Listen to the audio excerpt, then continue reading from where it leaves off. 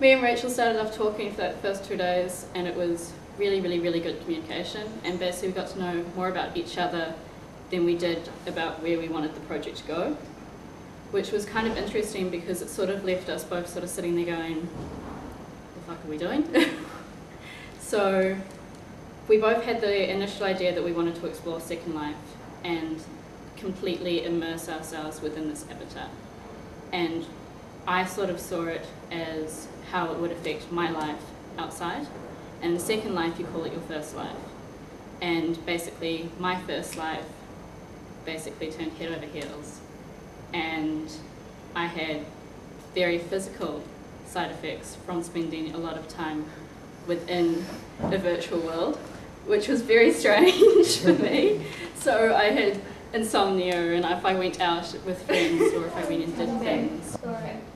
All I could talk about was A, Second Life, because that was what I'd spent all day doing, and B, I'd sit there and feel really guilty that I wasn't on it, and that I didn't know what my character was doing, and because she has this whole other life, because Rachel plays her when I don't play her, it was sort of like, oh, I wonder if they're carrying on the conversation that I had with this so-and-so character before, or this avatar earlier on. So does everybody understand what you do?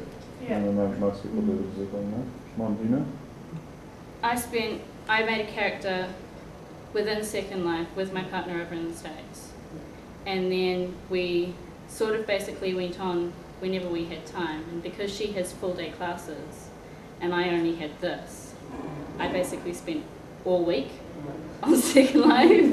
And then it was very odd because at some points she would come in when she had the time to, and so I would automatically be logged off and she would become the character Siamese. So you tag team? Oh, Siamese. Yeah, we tag teamed. Yeah, we called her Siamese Nemeth, which is two, obviously, Siamese, and Nemeth is the mathematical part within code and computer gaming. And so I made up the character because because my partner, Rachel, we both got our wires crossed and connection sort of died for about 3 or 4 days, had no idea what we were doing. And so I basically just made this character and researched into what all the last names in Second Life meant, and then chose which one that fitted more appropriately with our assignment. So did you find yourself logging in and looking completely different? Like Oh yeah, I would end up in completely different worlds and different clothes, and I'd be morphed. And at one point, I turned myself into a man, which was very confusing because I didn't know how I had done it.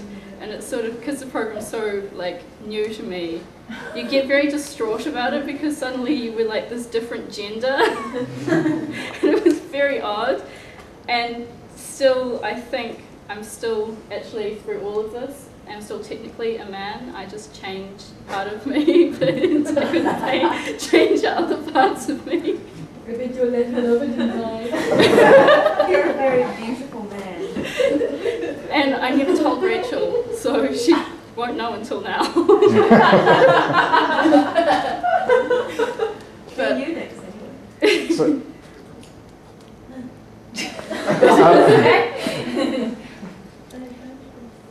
So can you go back to, you seem to suggest that you felt when you weren't online and she was, you felt a sense of sort of loss, or like, I'm curious about what you're saying there. Last month there's this sort of art board which is called Empire, Right. and they do month-long discussions between all these people, artists and people within the art world, about certain things. And last month's one was Second Life. Mm-hmm.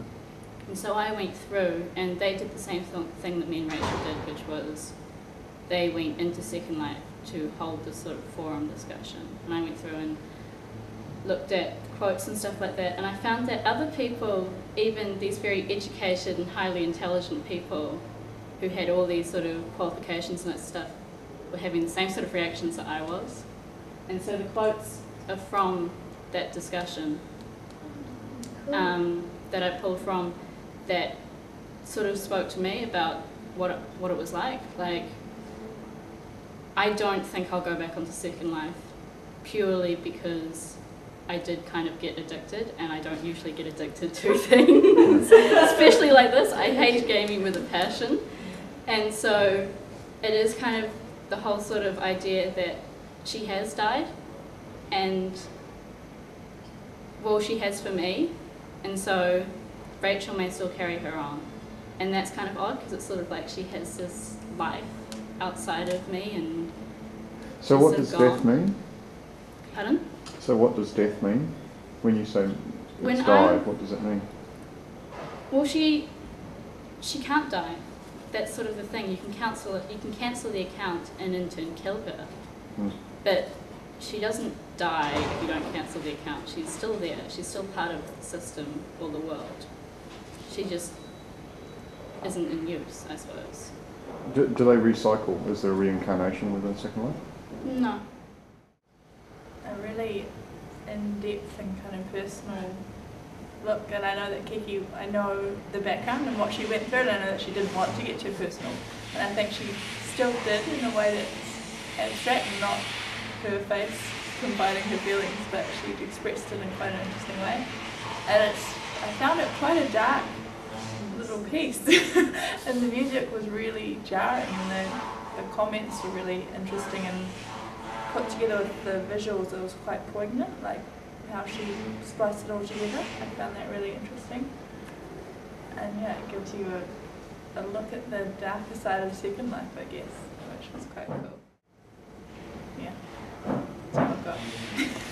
Level of engagement, just from my experience too, because you get really emotionally attached and all the interaction that goes on. Because I felt like I was getting addicted to it. I always like pulled out my credit card to like. Oh, I didn't get that far. I was like, oh, really? And it was like just in a matter of, light hours or something. Yeah. Yeah. So yeah, I think you really went there. You really got into the avatar and went in deep. That's really cool. Because you don't know till you try. You don't know what it's like, man. How important is the outcome?